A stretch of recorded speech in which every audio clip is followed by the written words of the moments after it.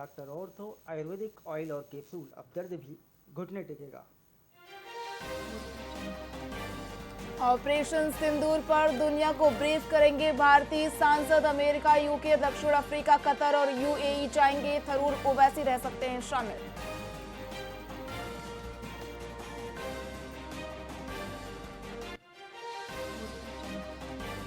विदेश मंत्री एस जयशंकर ने पहली बार तालिबान सरकार से की बात। शुक्रिया कहा। अफगानिस्तान ने भारतीय रॉकेट हमले का पाकिस्तानी दावा खारिज किया था।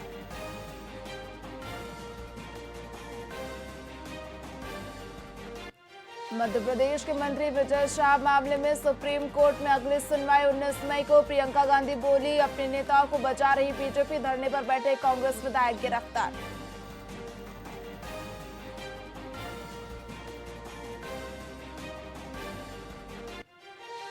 गर्मी ने दिखाए तेवर, कई राज्यों में अलर्ट। पारा 40 डिग्री पार, लोगों का जीना दुश्वार। आसमान से बरस रही आग, बढ़ा तापमान।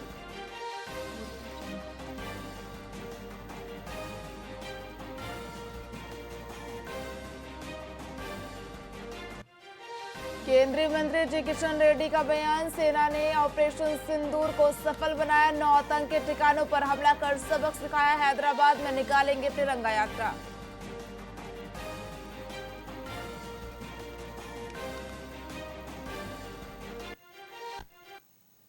नमस्कार, आप देख रहे हैं वीआईपी न्यूज। मैं हूं आपके साथ प्रज्ञा तिवारी। रुक करते खबरों की ओर। छत्तीसगढ़ के बेमेतरा में जिला पंचायत सभागार में रजिस्ट्री की 10 नई क्रांतियां विषय पर एक दिवसीय कार्यशाला का आयोजन किया गया। छत्तीसगढ़ शासन की इस नई पहल को लेकर नागरिकों और अधिकारियों को विस्तृत जानकारी दी गई। कार्यक्रम में बतौर मुख्य अतिथि खाद्य मंत्री दयाल दास बघेल शामिल हुए। उनके साथ बेमेतरा विधायक दीपेश साहू और साजा विधायक ईश्वर साहू भी मौजूद रहे। मंत्री बघेल ने अपने संबोधन में कहा कि मुख्यमंत्री विष्णुदेव साय और वित्त मंत्री ओपी चौधरी के नेतृत्व में शुरू की गई ये पहल रजिस्ट्री और नामांतरण प्रक्रिया को पारदर्शी और सरल बनाएगी।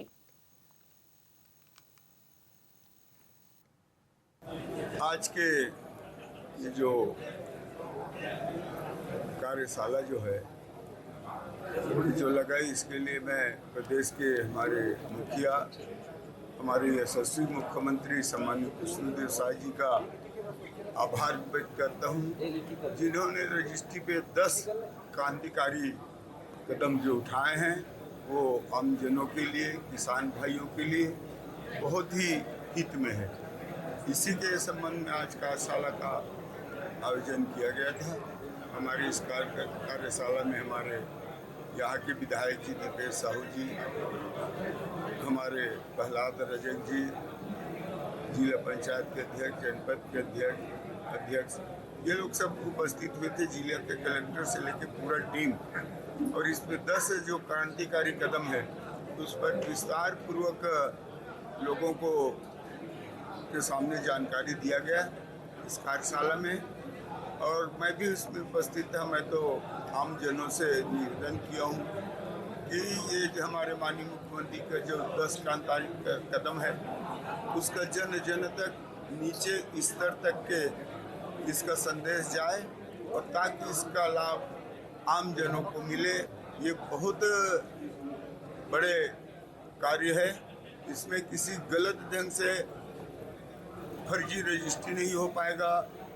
शासकीय जमीन या शमशान घाट की जमीन वगैरह का भी बहुत कुछ गड़बड़ी है। ये सबसे बचने के लिए जो जमीन खरीदार है वो जमीन खरीदेगा और सीधा सीधा रजिस्ट्री होते ही उसके नाम में जमीन आ जाएगा, उसको ऋण पुस्तिका मिल जाएगा। ये बहुत बड़े हमारे सरकार की उपलब्धि है। इसका लाभ जन जन तक मिले, ये सोच करके एक कार्यशाला का आयोजन किया गया। आज के ये जो कार्यशाला जो है जो लगाई,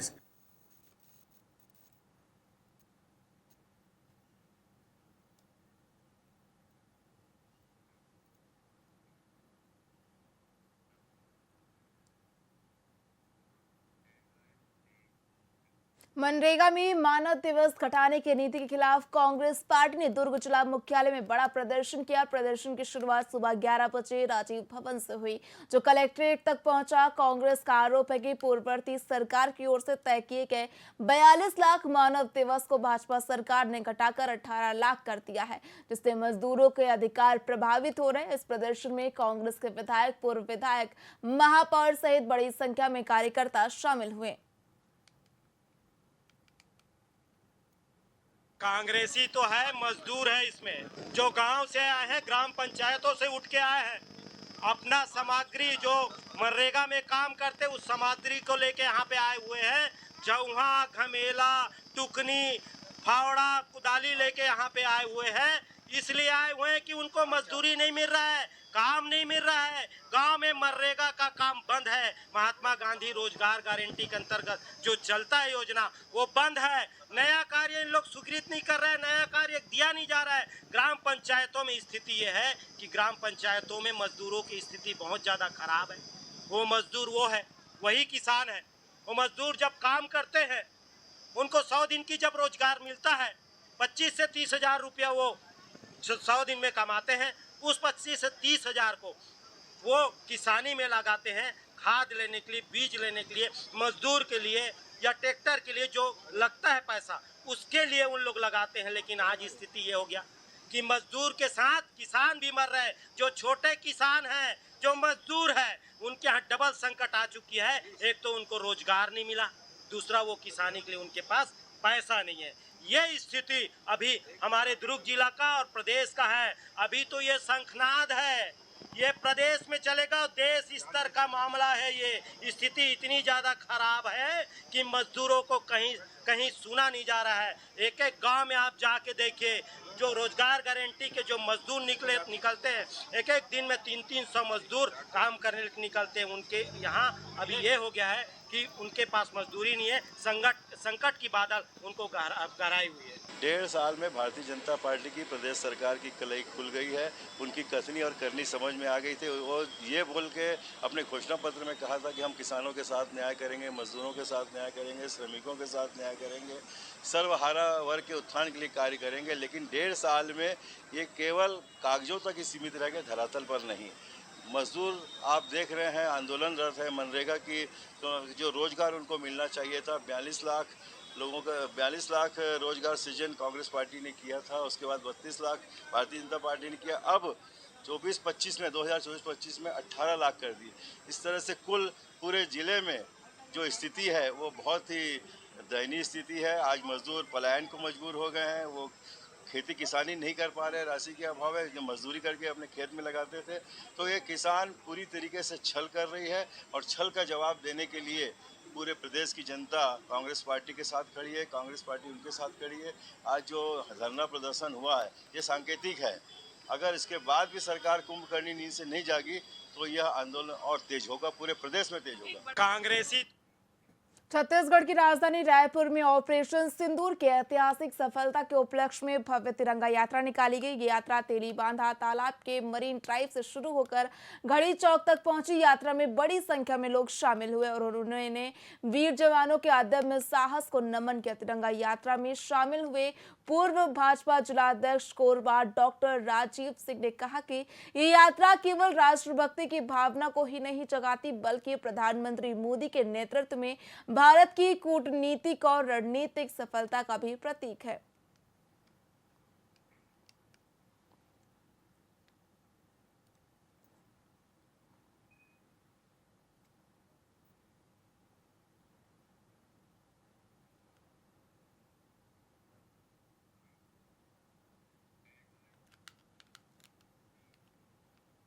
राजनांदगांव जिले के दूरस्थ वनांचल ग्राम घोटिया में ओटीटी प्लेटफॉर्म पर धूम मचाने वाली ग्राम चिकित्सालय वेब सीरीज की शूटिंग की गई।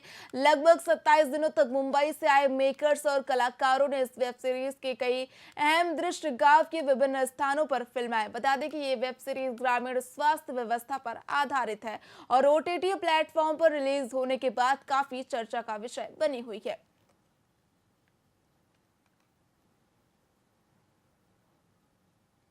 मैं ग्राम पंचायत घोटिया का रहने वाला हूँ। मैं ग्राम घोटिया में चिकित्सालय का काम किया हूँ। मैं रोल किया हूँ सिपाही चाचा का। मेरे को अच्छा लगा। सिपाही चाचा के रोल में मैंने बंदूक चलाया। शूटिंग तो 27 दिन का कंटिन्यू था। उससे पहले 15 दिन का सेटअप तैयार करने में लग गया और इन लोग को लोकेशन के लिए इन लोग 15 दिन पहले और आए थे। उसके बाद उनका डायरेक्टर भी आया, जगह को चिन्हांकित किए कि ये लोकेशन हमारे लिए ठीक है। और जैसे ही यहाँ पे लोकेशन सेट हो गए उन लोगों का, तो गांव वालों को काफ़ी उत्साहित हुए कि हमारे यहाँ कोई मुंबई से शूटिंग करने के लिए आया है। ये उत्साहित और गांव वालों को रोजगार भी मिला, कुछ रोल भी मिला। जैसे कि हमारे यहाँ गोविंद पडोटी का ना एक सिपाही चाचा के तौर पे उनको रोल मिला था, जो काफ़ी चर्चित है।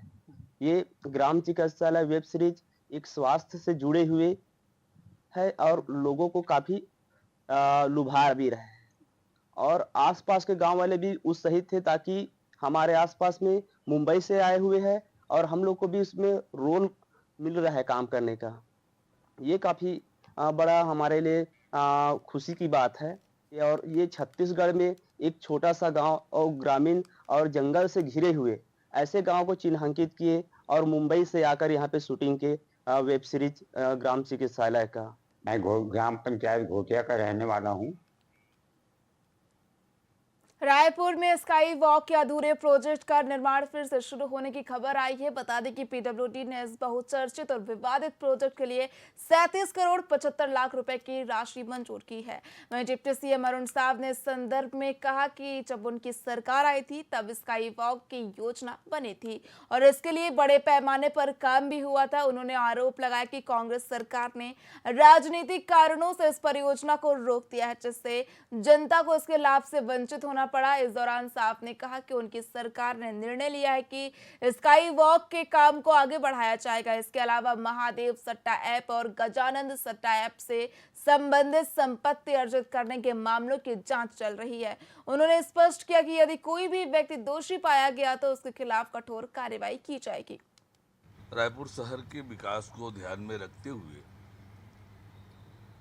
बढ़ते हुए ट्रैफिक का दबाव, इन सबको बात को ध्यान में रखते हुए हमारी सरकार के समय स्काई वॉक की योजना बनी थी।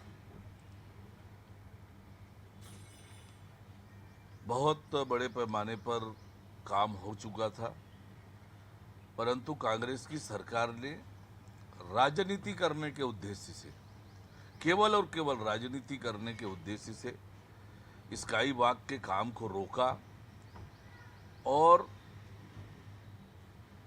सरकार के खजाने का, जनता का इतना बड़ा जो काम हुआ था, सरकार के खजाने का इतना खर्चा हो गया था, उसको रोककर जनता को उसके लाभ से वंचित करने का पाप कांग्रेस पार्टी ने किया था। उन्होंने जांच कमेटी भी बनाई, जांच भी किया और उनकी ही कमेटी, सीनियर विधायक की अध्यक्षता में कमेटी बनी। कमेटी ने भी रिपोर्ट दी कि ये स्काई वॉक को बनाया जाना चाहिए। कुल मिलाकर इतनी बड़ी राशि से के उपयोग से और जो नुकसान हुआ वो कांग्रेस पार्टी उसके लिए दोषी थी। हमारी सरकार बनने के बाद हमने तय किया था स्काई वॉक के काम को आगे बढ़ाएंगे और टेंडर लगातार जारी हो रहा था, उचित दर नहीं आ रहा था, तो इसलिए बार बार टेंडर जारी करने की आवश्यकता पड़ी। अंततः अब टेंडर की मंजूरी हो गई है और अब काम आगे बढ़ेगा। ठेकेदार कामों की समीक्षा करेंगे और उस काम को पूरा करेंगे ताकि रायपुर की जनता को उसका लाभ मिले। राजनांदगांव में सुशासन तिहार के अंतर्गत मोतीपुर में आयोजित समाधान शिविर में विधानसभा अध्यक्ष डॉक्टर रमन सिंह ने भाग लिया। उन्होंने प्रधानमंत्री आवास योजना के तहत मोर जमीन मोर आवास के लाभार्थियों को पक्के मकानों की चाबी सौंपी। इसके साथ इस अवसर पर गर्भवती माताओं की गोद भराई और नन्हे बच्चों को अन्नप्राशन कराया गया। इस दौरान डॉक्टर रमन सिंह ने बताया कि प्रदेश सरकार की ओर से चलाए जा रहे सुशासन तिहार के तहत मुख्यमंत्री, मंत्री और संगठन संगठन के लोग गांवों में जाकर लोगों की समस्याएं सुनकर उनका समाधान कर रहे हैं। उन्होंने बताया कि 18 लाख प्रधानमंत्री आवास की स्वीकृति के बाद अब 3 लाख और आवासों की स्वीकृति दी गई है। डॉक्टर रमन सिंह ने राशन कार्ड वितरित किया। आपको बता दें कि खबर छत्तीसगढ़ से है, जहां पर डॉक्टर रमन सिंह ने लाभार्थियों को जो है राशन कार्ड वितरित किया। मोतीपुर में समाधान शिविर का आयोजन किया गया। इस दौरान 3 लाख नए पीएम आवासों की स्वीकृति दी गई। डॉक्टर रमन सिंह ने इस दौरान राशन कार्ड भी लोगों को वितरित किए। इसके साथ ही इस अवसर पर गर्भवती माताओं की गोद भराई और नन्हे बच्चों को अन्नप्राशन कराया गया। इस दौरान डॉक्टर रमन सिंह ने बताया कि प्रदेश सरकार की ओर से चलाए जा रहे सुशासन तिहार के तहत मुख्यमंत्री, मंत्री और संगठन के लोग गांवों में जाकर लोगों की समस्याएं सुनकर उनका समाधान कर रहे हैं। उन्होंने बताया कि 18 लाख प्रधानमंत्री आवास के स्वीकृति के बाद अब 3 लाख और आवासों की स्वीकृति प्रदान की गई है।